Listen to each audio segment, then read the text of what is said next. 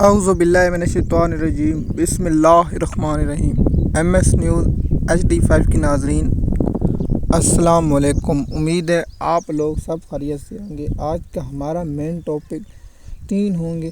پہلا ہوگا کہ سپریم کورٹ میں کیس کے مخصوص نشستوں کی کیس کا فیصلہ محفوظ ہو گیا، وہ کب سنایا جائے گا۔ دوسرا ہوگا سلمان اکرم راجہ کے کون سے ایسے دلیل ہیں جس سے بینچ بھی حیران پکا اور الیکشن کمیشن کی بدنیت پکڑی گئی۔ تیسرا کہ PTI کے حق میں فیصلہ آئے گا یا نہیں آئے گا، اگر نہیں آیا تو کیا قاضی فریضہ کو ایکسٹینشن ملے گی یا مدت ملازمت میں توسیع ہوگی یا نہیں ہوگی۔ میں آپ کو اس کے بارے میں ایک اہم راز بتاؤں گا، سب سے اہم راز بتاؤں گا۔ آپ نے یہ ویڈیو اینڈ تک دیکھنی ہے، آپ کو اس راز سے میں پردہ اٹھاؤں گا تاکہ آپ کو معلوم ہو سکے۔ کوئی صحافی آپ کو یہ خبر نہیں دے گا، میں آپ کو یہ اہم خبر پہلے دے رہا ہوں کہ اگر PTI کو مخصوص نشستیں نہ ملی تو پھر بھی قاضی فریضہ کو توسیع نہیں مل سکتی۔ اس کا اہم بڑا نقطہ میں آپ لوگوں کے ساتھ شیئر کروں گا۔ آپ نے ویڈیو اینڈ تک دیکھنی تاکہ آپ کو اس نقطے کے بارے میں معلوم ہو سکے۔ سب سے پہلے ہم کل جو سپریم کورٹ میں فیصلہ محفوظ کر لے گئے اس کے بارے میں آپ لوگوں کے ساتھ شیئر کرتے ہیں۔ 15، 20 اور 25 منٹ تک دونوں وکیلوں نے دلیل دی۔ سب سے پہلے سنی اتحاد کونسل کے وکیل نے دلیل دی اور اس کے بعد سلمان اکرم راجہ نے دلیل دی۔ سب سے پہلے سوال اٹھایا کہ سنی اتحاد کونسل کے وکیل نے کہا ہے کہ جناب مسلم لیگ نون سیٹیں 2 جیتی ہیں، اسے 5 مخصوص نشستیں دی گئی ہیں۔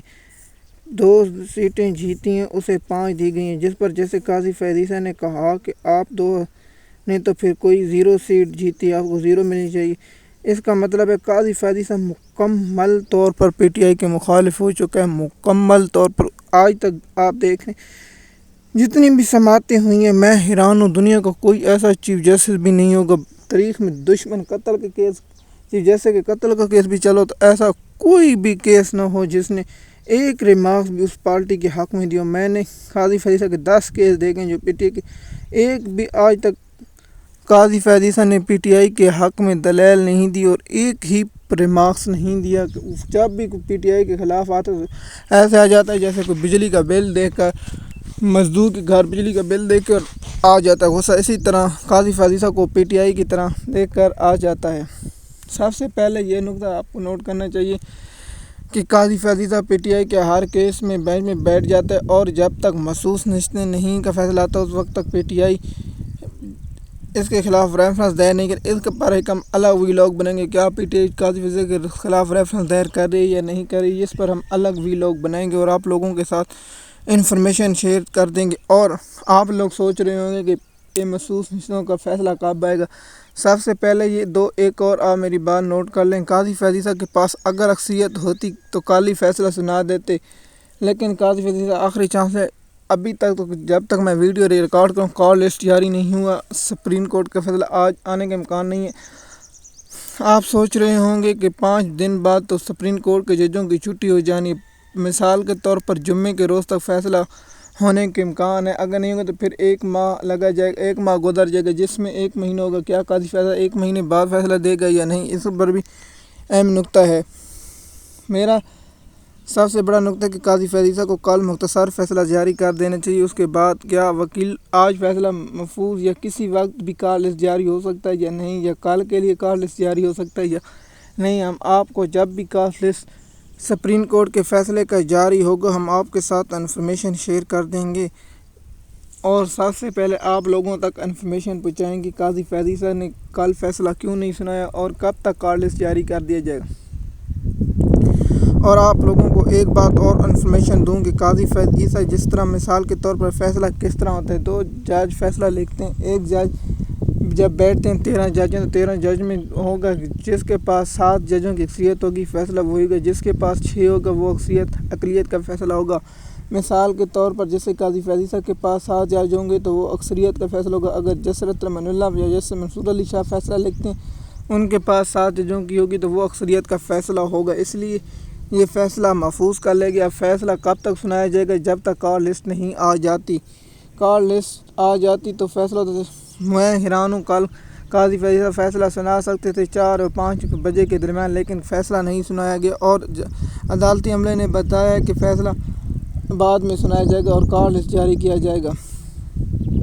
اور اب آپ لوگوں کو بتاتا ہوں کہ سلمان اکرم راجہ نے کون سا اہم پوائنٹ اور سپریم کورٹ کے سامنے رکھا جس پر ججوں کو ماموں بنایا گیا، ججوں کو مثال کے طور پر گمراہ کیا گیا۔ وہ پوائنٹ تھا سلمان اکرم راجہ اپنے کاغذات لے گیا۔ سلمان اکرم راجہ جب کاغذات لے گیا، اس نے لکھا ہے، یہ لکھا ہوا ہے جناب ہمارا پی ٹی آئی کا کینڈیڈیٹ اور مجھے آزاد کرا دیا گیا، جس پر جیسے قاضی فیض نے آگے چلو، جس پر جیسے اطہر مین اللہ نے کہا کہ یہی انتہائی اہم پوائنٹ ہے، آپ اسی پر بات کریں۔ پھر اس پر بات ہوئی، اس پر دلائل سلمان اکرم راجہ کے مضبوط ہونے کے بعد، مکمل ہونے کے بعد فیصلہ محفوظ کر لیا گیا۔ اور اب میں آپ کو اہم پوائنٹ بتاتا ہوں کہ فیصلہ کیا آ سکتے، اگر پی ٹی آئی کے خلاف آیا تو اس پر قاضی فیض عیسیٰ کی مدت ملازم ہو سکتی ہے یا نہیں۔ سب سے پہلے کہ نون لیگ کو اکثریت مل جائے گی 2/2، تو پھر وہ عدالتی معاملات میں یا آئینی ترمیم کر سکتے ہیں۔ اس پہ اگر آئینی ترمیم کریں گے تو سب سے پہلے آئے گا، اگر مثال کے طور پر نون لیگ کے حق میں انہوں نے قاضی فیض عیسیٰ کی مدت ملازمت میں توسیع کر دی، 1 سال 2 سال 3 سال کر دی۔ اس کے بعد اگر پی ٹی آئی درخواست دیتی ہے، پی ٹی آئی اگر درخواست دیتی ہے کہ قاضی فیض عیسیٰ کی مدت ملازمت کا فیصلہ نہیں کیا جائے عدالت، تو پھر درخواست مقرر ہوگی جس پر منصور علی شاہ، یہ میں آپ کو راز بتاؤں، جب تک منصور علی شاہ نہیں چاہیں گے قاضی فیض عیسیٰ ملازم نہیں، آپ کہیں گے آپ کیسی بات نہیں، چیف جسٹس تو قاضی فیض 2 بینچ ججوں نے فیصلہ کرنا ہوتا ہے، جس پر بینچ میں 3 ججوں نے، 3 میں سے مثال کے طور پر پہلا ہے چیف جسٹس قاضی فیض عیسیٰ، اگر قاضی فیض عیسیٰ کے ساتھ منصور علی کے ساتھ ہے جسٹس منیب اختر، اب 2-3 جج ہیں، اب منصور علی شاہ اور منیب اختر فیصلہ کرتے ہیں کہ بینچ فلانا بنے، وہ کیس سماعت کرتا ہے اور اس کیس میں مثال کے طور پر قاضی فیض عیسیٰ کے ایکسٹینشن کا وہ چیلنج کر جاتا ہے، پھر قاضی فیض عیسیٰ کو وہ بینچ بنائیں گے، منصور علی شاہ اور جیسے منیب اختر، وہ بینچ بن جائے گا۔ اور اس کے بعد اس ملازمت کی توسیع، اور یہ فیصلہ کب تک آ جائے گا، میں آپ لوگوں کو یہ ایسے ایک بتا رہا ہوں پوائنٹ، اگر پی ٹی آئی کی مخصوص نشستیں نہیں ملتی تو پھر اس پر یہ بحث ہوگی کہ میں آپ کو یہ نقطہ سمجھا رہا ہوں، اگر وہ قاضی فیض عیسیٰ کے خلاف فیصلہ آنا ہوگا تو وہ آخری دن، مثال کے طور پر جس دن قاضی فیض ریٹائرمنٹ سے 2 دن 1 دن رہتا ہوگا تو پھر اسی دن فیصلہ جاری کر دیا جائے گا، اور اس فیصلے کو